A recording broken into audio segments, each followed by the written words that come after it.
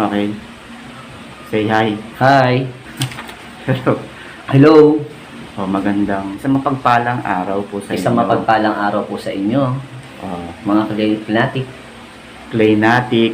Andito na naman po kami. Kuya Joseph. Joseph. Ngayon, At si Sir Ray. meron siyang gagawin. Ano yun? Surprise ang gagawin natin ngayon. This day, gagawa na naman si Kuya Joseph ng isang animated cartoon character na ang tawag sa kanya ay, hulaan ninyo, ito ay isang uri ng baboy na maliit. Okay. At sikat na sikat ito sa mga television shows. Okay. So, anong pangalan nun? Sino ba yun? Ano yung gagawin mo? Kala ko sila kausap mo, hindi ako eh. Sige. Ang gagawin natin ngayon, Sir Ray, kung paano gumawa ng Peppa Pig. Okay. So, mga kids, mga teens, mga parents po, si Kuya Joseph ay gagawa ng isang uri ng animal. Hindi po yung tao ng animal, ha? Hayop po to, ha? Pero maliit lang siya at very cute at usually kinakain ito, masarap pang adobo. Yun, pang pork siya, pang adobo. Pero ito, this time, gagawa si Kuya Joseph ng Peppa Pig. Pig. Si Peppa Pig. So, mabibigay lang po ako ng konting site tungkol kay Peppa Pig. Alam niyo po ba si Peppa Pig kung saan nanggaling? So, nanggaling po siya sa isang Putik?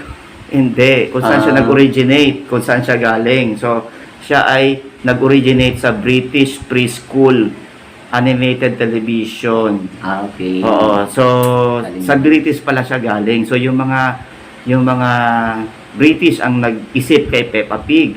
At siya ay dinirect ni Direct Ashley Baker Davis. Wow. Siya po yung nag-create ng Peppa Pig. At si Peppa Pig, ang sabi ng Google, siya ay merong 7 feet and 1 inches ang taas. O, diba? Taas pala niya pagka tinayo si Peppa Pig. So, yun ang ano niya. And then, kumalat na yan sa buong mundo hanggang sa, syempre, dahil because of the internet and social media, everybody can watch already. So, wala nang imposible ngayon sa mga shows, no? So, around the world. And, nagsimula po yung Peppa Pig na, kasi maganda rin tong Peppa Pig na to, napapanood ko na rin din eh. Nagsimula siya, nag-start founded, no? Nagsimula yung Peppa Pig noong March 16, 1994. Pinanganak ka na noon, di ba?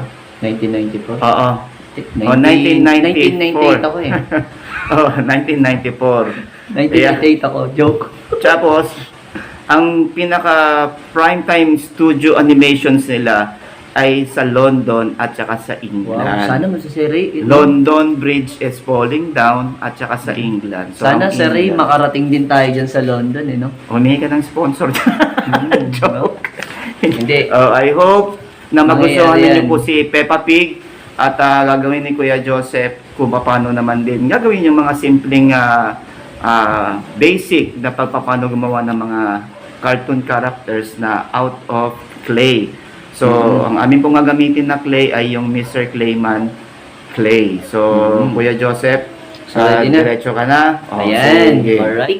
Ako po ay nandito na naman po para mapagdemohan ko kayo ulit ng Mr. Clayman TV. So, na-miss ko po kayo mga Claynatic. So, ako ba? Na-miss nyo po ba? Okay, dahil na-miss nyo po ako, kung sino man nakaka-miss sa akin, i-like nyo lang lagi kami. I-like, share, and subscribe. Siyempre, pindutin nyo na rin po yung notification bell.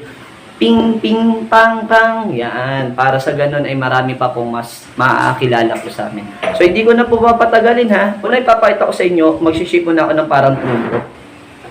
Yan. So, naka-shape na ako ng parang trumpo. Ngayon naman po, iti-twist ko naman po ito. Ipa-flat ko naman po siya.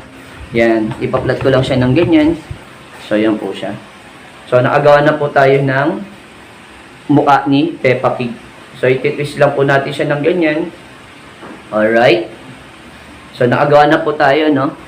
Ngayon, bubutasan natin siya. Meron tayong tinatawag dito mga ano po. So, ayan, bubutasan lang natin siya. Okay, ito na po siya, oh. Bubutasan natin. And then, syempre, lalagyan natin siya dito ng mouth. Okay, nung nakaraan napansin ko, yung unicorn, wala po siyang mouth. Or ito ngayon, may mouth naman siya ngayon. So, yan. So, lalagyan natin siya ng mouth. Okay. Okay, tingnan nyo po, oh. Nakagawa na tayo ng mouth. Yan. So, ngayon, kukuha tayo ng kulay, ano po, black. Yan. So, papahabain ko lang siya. Yan. Papahabain lang natin siya ng ganyan. So, habang napahaba na natin siya, mga Claymatic, ilalagay ko ngayon siya dito. So, ngayon, nalagyan na natin siya, no? Habang nilalagyan natin siya dyan, yan. So, nakagawa na tayo ng mouth. So, ilan po ba yung mouth ng Peppa Pig ko? Yan. So, how many mouth is one mouth? So, ito siya. Okay. So, ano lang natin siya. Ipapasok natin siya sa loob. Para hindi siya halatang, ano po. Yan. So, okay na. Napasok na po natin. Ngayon naman, ang ipapakita naman sa inyo ni Mr. Clayman kung paano gumawa ng tinatawag nating eye. So, ilan po ba ang eye ni Peppa Pig? And then, 2 eyes. So, una, ipapakita ko sa inyo. Gagawa tayo ng 1 eye. Yan. And then, 2 eyes. So, ito po siya. Oh. Ngayon, ilalagay lang natin siya dyan. Yan. So, pag nalagay na natin siya, so, yan. Nagawa na tayo ng 1 eye. Then, 2 eyes. Yan. Alright, oh. Tingnan nyo po. Nakagawa na po tayo ng mata ni Peppa. Ngayon naman, ang ipapakita ko naman sa inyo, yung tinatawag nating eyeball. So, how many eyeball? Is 2 eyeball. Then, gawa tayo ng 1 eyeball. Then, 2 eyeball.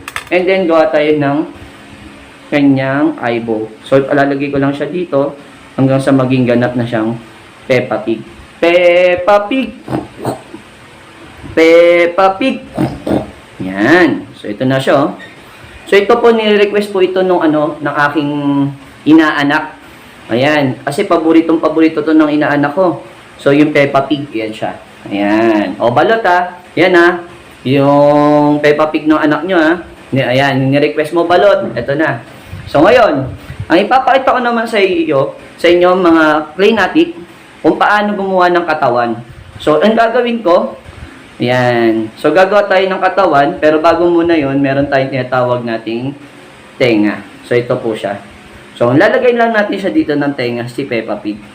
So, ang gagawin lang natin, yan. So, ititwist lang po natin siya ng ganyan. So, yan. So, yan. Palalaparin lang natin siya. So, yan po siya. Yan. So, ang bila din, ititwist lang po natin siya ng ganyan. Palalaparin lang natin yung tenga, parang pag ganun siya. And then, para makorte siyang 1 ear, and then 2 ears. Okay? So, nakagawa na tayo ng 1 ear, and then 2 ears ni Peppa Pig. Tapos, ilalak natin siya dito.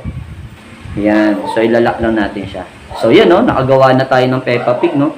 Ngayon naman, ang ipapakita ko naman sa inyo, yung tinatawag niyang pisngi.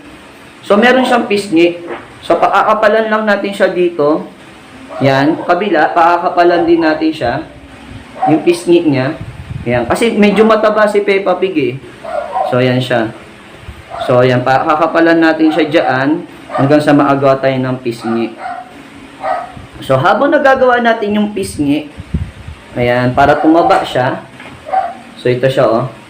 Ngayon, ang ipapakita ko naman sa inyo, Claymatic, kung paano gumawa ng tinatawag nating yung kanyang, para mamula-mula siya, gagawa din tayo ng, yan, yung pisngi niya dito. Okay? So, para hindi halata po, okay? Para hindi masyadong halata, ang gagawin natin, ilalak lang natin siya. Okay? So, ito na po siya. Nakagawa na tayo ng Peppa Pig. So, yan po. Medyo palakihin lang natin siya ng konti. Okay. So, yan po siya. O, palaparin lang natin siya dito ng konti. Okay. So, yan. Nakagawa na tayo, no? Ayan. So, yung pisngi niya. So, ayan. Ititwist lang po natin siya. Okay, nakagawa na tayo ng Peppa Pig. Ngayon naman ang ipapakita ko naman sa inyo, Claymatic, kung paano gumawa ng tinatawag nating dress. So yung dress niya, simple lang. O shake lang po natin siya ng ganyan and then ipa-flat ko lang siya ng ganito. Hanggang sa maagawa tayo ng dress ni Peppa Pig. So ito na po, nakagawa na tayo ng dress ni Peppa Pig and then ilalak lang natin siya ng ganyan. So mas maganda po guys kung ano po, kung gagawin nyo siyang pang-display, kailangan po ay malagyan nyo siya ng stick para tumibay yung katawan ni Peppa Pig. So yan po siya.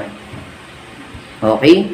Ngayon naman, ang ipapakita ko naman sa inyo, yung tinatawag nating kamay ni Peppa Pig. So, ilalagay lang po natin siya dyan. Yan. So, ito po, yung kamay ni Peppa Pig. So, ganyan lang. Okay? Okay, ngayon, ang ipapakita ko naman sa inyo, Claymatic, kung paano gumawa ng tinatawag nating foot. So, ito po yung foot ni Peppa Pig. So, gagawa tayo ng kanyang sapatos. Ayan. So, nakagawa na tayo ng sapatos ni Peppa Pig. So, yan lang sapatos. Kabila din, lalagyan din natin siya ng sapatos. So, dapat ipantay din natin siya para sa ganun ay makita niya, mas maano siya. Yan. So, ngayon, ilalagay lang natin siya dito. Yan. So, ilalagay lang natin siya dyan. Okay. At ilalagay lang po natin siya dito. So, simple lang po, guys, sa mga kids, mommy, daddy, simple lang po siya. Hindi na natin siya masyadong, pinatagal ng konti kasi para mas lalo nyo po siyang mas makita. Pero slow lang po siya, yan. Yan. So, ito na po, nakagawa na po tayo, nahulog. So, yan. Pero mas maganda po, may stick po siya. So, pwede nyo siyang lagyan ng stick. So far, wala kasi kaming stick ngayon. So, hindi kami nakapag-prepare. Pero kung gagawa kayo, pwede nyo siyang lagyan ng stick. So, ito po si Peppa Pig. Ayan, Sir Ray, ito na po si Peppa Pig. O, pwede natin siyang paupuin din dito. O, ito yung may ayun. Pwede naman natin siyang paupuin dyan. So, ayan po tapos, siya. sasabihin niya, ay, hello po, naputol po yung paa ko. Ayun, naputol. Actually, dapat po may stick po siya. So, ayan. So, para yung kamay ni Peppa Pig naputol din. And then, ayan po siya. So, yan. So, marami pa kaming gagawin, Claymatic, antabayanan nyo lang po yung mga gagawin natin. So, ito po siya. Nakagawa na po kami ng Peppa Pig. So, yan. Peppa Pig. Okay. Peppa Pig. So, teens, kids, and parents, I hope na nakuha nyo po yung simple basic to mold and sculpturing regarding kay Peppa Pigs, no? So, napakasimple lang po nung ginagawa ng pagmumold, no? So, yun lang naman kailangan natin sa mga bata, yung simple manipulations of hands. Kasi marami nagawa ho yan kapag ang mga fingers ng mga bata ay gumagana. Yeah. And also, yung kanilang mind creativity, no? So, Okay. gumagana yung brain. So, yan po si Peppa Pig. So, kung nagustuhan nyo po yung gawa ni Kuya Joseph, ano ba dapat kailangan kung nagustuhan? Siyempre, i-like. Ito, i-like mo yan. No? Pagkatapos niyan, i-check mo na and share. Pagkatapos yan i-share, kailangan i-subscribe. Okay, Yan. sa notification bell panibagay, po. subscribe. Oo. So, i-like, i-share, and subscribe.